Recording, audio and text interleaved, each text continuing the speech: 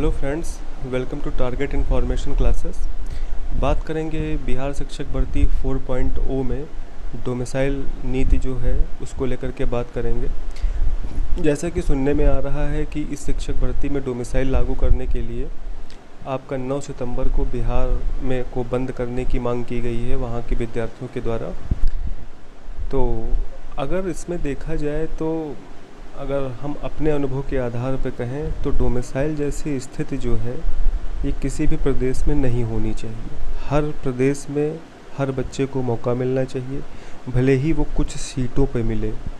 ठीक है, आप एक रिजर्व कर दीजिए कि बाहरी राज्य के जो बच्चे हैं वो आपका इतने % सीटों पे उनको फाइट करने का मौका दे दीजिए, क्योंकि देखिए हर राज्य में हर बच्चा अपने तरीके से तैयारी कर रहा है, हर बच्चा पढ़ रहा, वो चाहे उत्तर प्रदेश का हो, वो चाहे बिहार का हो, वो चाहे मध्य प्रदेश का हो या राजस्थान का हो या अदर स्टेट का हो। तो मौका सब जगह हर किसी को मिलना चाहिए। अगर मेरा यही एक अनुभव है। और अगर मान लीजिए 9 सितंबर को जैसे बिहार बंद करने की मांग की गई है तो मुझे नहीं लगता है कि इसमें डोमिसाइल सरकार इसके पक्ष में है, क्योंकि ऑफिशियल कोई अभी न्यूज़ नहीं आई है, ना सरकार की तरफ से कोई इस पर टिप्पणी की गई है। अब देखने वाली बात होगी कि आगे क्या होता है। ठीक है, देखिए डोमिसाइल मुझे नहीं लगता है कि लागू सरकार करेगी, वैसे उस पर दबाव तो बहुत है बच्चों के द्वारा बनाया जा रहा है और इतना आसान भी नहीं होगा डोमिसाइल लागू करना, क्योंकि अभी आपने देखा है कि एस्टेट का जो है एग्ज़ाम हुआ है जिसमें बाहरी राज्य के बच्चों ने भी पार्टिसिपेट किया था। तो अगर मान लीजिए डोमिसाइल लागू होगा तो फिर एक यही प्रश्न है कि फिर आपने एस्टेट क्यों कराया, और आपने एस्टेट अगर कराया तो बाहरी राज्य के बच्चों को मौका क्यों दिया। तो एक प्रश्न ये भी यहाँ से उठेगा। दूसरा ये भी है कि अगर डोमिसाइल उन्होंने लागू किया तो फिर जो शिक्षक भर्ती 4.0 आने वाली है तो ये आपका कोर्ट में भी फंस सकती है, कोर्ट में भी जा सकती है। तो मुझे नहीं लगता है कि सरकार कोई ऐसा कदम उठाएगी जिससे कि, क्योंकि 4.0 देखिए लेट तो हो ही रहा है, 3.0 अभी हुआ है, उसका रिजल्ट आएगा, ज्वाइनिंग होगी, कितने बच्चे ज्वाइन करते हैं, कितने नहीं ज्वाइन करते हैं, कितने पद खाली रह जाते हैं, इन सभी चीज़ों के बाद 4.0 का नोटिफिकेशन निकाला जाएगा। तो मान के चलिए ये होते होते आपका जनवरी तक जाएगा, जनवरी फरवरी तक हो सकता जाए। कराने को सरकार जल्दी भी करा सकती है, क्योंकि बिहार जो है बहुत लेट नहीं कर रहा है। और देखा जाए तो सरकार का इलेक्शन भी होने वाला है वहाँ पे बिहार में। तो मुझे नहीं लगता है कि सरकार चाहेगी कि कोई भी शिक्षक भर्ती कोर्ट में फंसे। अगर मान लीजिए सुप्रीम कोर्ट में चली गई तो सुप्रीम कोर्ट में तो 2 महीने 3 महीने तो ऐसे ही समय निकल जाएगा, वहाँ तो जल्दी फैसला होता ही नहीं है, मान के चलिए। तो इसलिए अगर मेरा जो अनुभव कहता है कि इस तरीके से इतना आसान नहीं है, हो सकता है कि बहुत दबाव पड़े तो कुछ सीटें सरकार के द्वारा रिजर्व कर दी जाएं बाहरी राज्य के बच्चों के लिए। अब ये तो देखना होगा कि आगे क्या करते हैं।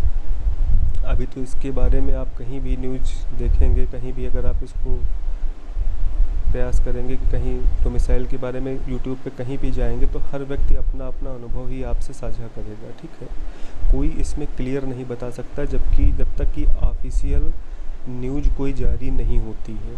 जब ऑफिशियल न्यूज़ आ जाएगी तभी आपको क्लियर हो पाएगा, या फिर एस्टेट का नया विज्ञापन आ जाए।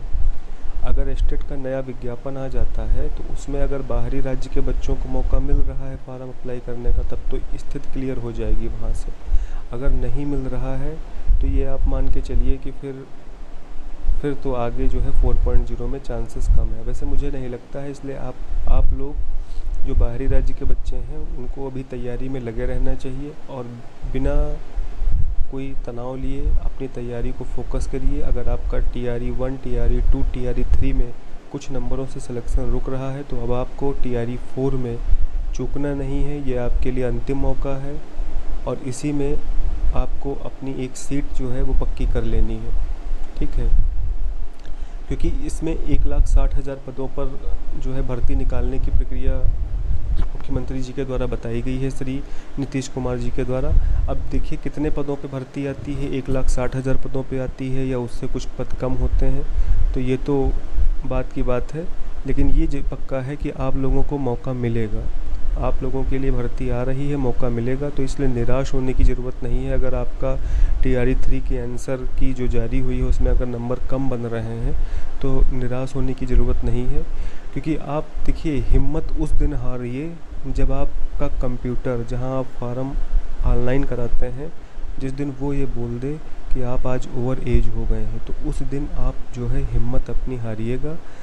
उससे पहले आपको प्रयास में निरंतर लगे रहना है, क्योंकि जब तक आपकी एज है तब तक आपके पास फार्म भरने का चांस है, तब तक आपको प्रयास करते रहना है। जब आप ओवर एज हो जाएंगे, फार्म भरने का चांस ख़त्म हो जाएगा, उस दिन आपको हथियार डाल देने हैं।